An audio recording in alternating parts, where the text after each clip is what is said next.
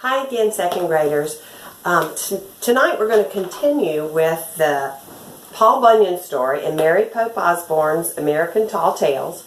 This is part 2 of the story.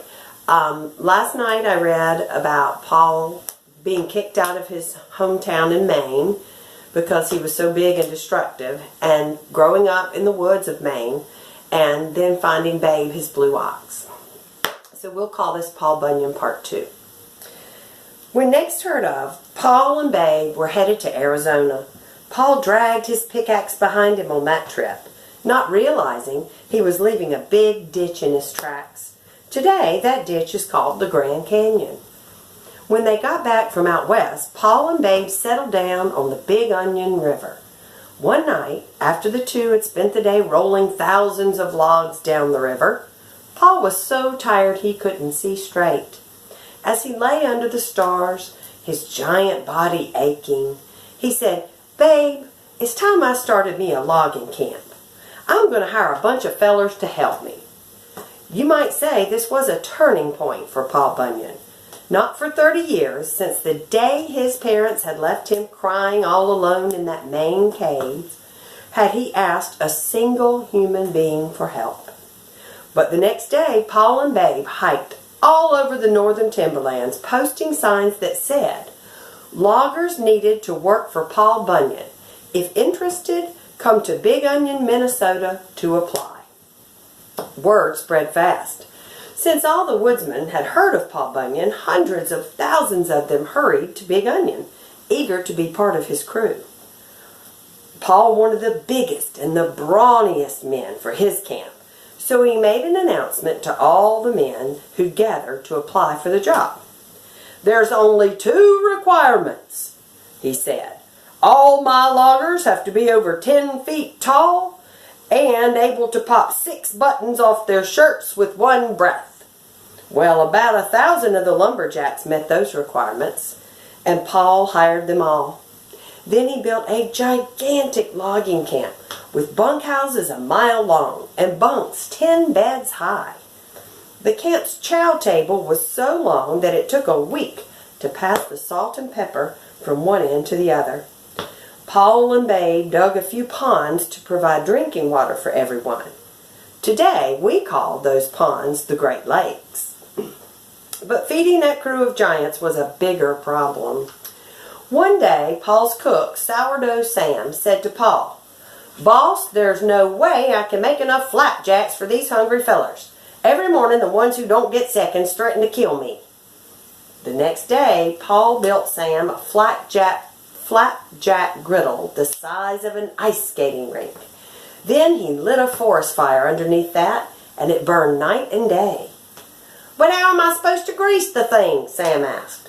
"Every morning before dawn we'll get 100 men to strap bacon fat to the bottoms of their shoes and skate all around the griddle till you're ready to cook."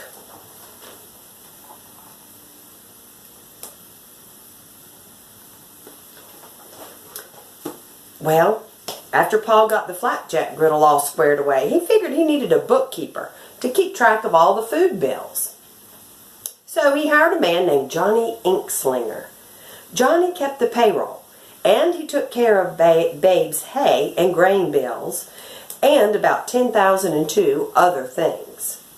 He used a fountain pen that was 20 feet long and was connected by a giant hose to a lake filled with ink. It's said that Johnny figured out he could save over 420 gallons of ink a year just by not crossing his T's and dotting his I's. Everything at the Big Onion Lumber Company ran pretty smoothly until the year of the hard winter. That winter it was so cold that one day Shot Gunderson, Paul's foreman, rode up to Paul's shanty on his saddled bear with a whole list of problems. "Boss, we got trouble," he said. "When the fellers go out to work, their feet are getting so frostbit they're starting to fall off." "That's bad," Paul said, scratching his head. "Well, tell the fellers to let their whiskers grow. Then when their beards get down to their feet, they can knit them into socks." "Good thinking," said Shot.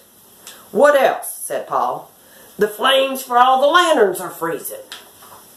Well, just take the frozen flames outside and store them somewhere, Paul said. Then wait for them to melt in the spring. Great idea, said Shot. What else, said Paul. Just one more thing. When I give orders to the woods crew, all my words freeze in the air and hang there, stiff as icicles. Oh, well, get Babe to haul your frozen words away and store them next to the lantern flames, and they'll thaw out in the spring, too, Paul said. Sure enough, the beard socks kept the men's feet from freezing and falling off, and the lantern flames and Shot's words all thawed out in the spring. The only problem was, when the lantern flames melted, they caused some mean little brush fires. And when Shot's frozen words thawed, old cries of timber and chow time started to echo throughout the woods, causing all sorts of confusion. But other than that, things ran pretty smoothly at the Big Onion Lumber Company until the spring of the China rains. One day that spring, Shot Gunderson burst into Paul's shanty with his pant legs soaking wet. Boss, we got a problem. The rains are starting to come up from the ground instead of coming down from the sky. They must be coming from China, said Paul. Order 2,000 umbrellas. And when they come, cut the handles off and replace them with some snowshoe straps. Shot did as Paul said, and soon all the loggers were wearing umbrellas on their shoes to keep the China rains from shooting up their pant legs. Unfortunately, the China rains caused a crop of 10-foot mosquitoes to attack the camp. The men tried using chicken wire for mosquito nets. Then they started barricading the doors with windows of the bunkhouse and 2-ton boulders to keep them out. Finally, they had to vacate the bunkhouse altogether when the mosquitoes tore off the roof. Get some giant bumblebees, Paul ordered Shot. They'll get rid of the mosquitoes. Shot did as Paul said. The only problem was the bees and the mosquitoes fell madly in love. And soon they were having children. And since the children had stingers on both ends, they caught the loggers coming and going. But Paul finally outsmarted those bee-skeetos. If there's one thing a bee-skeeto loves more than stinging, it's sweets, Paul said. So he got them to swarm to a Hawaiian sugar ship docked in Lake Superior. And when the whole bunch of them got too fat to move, he shipped them off to a circus in Florida.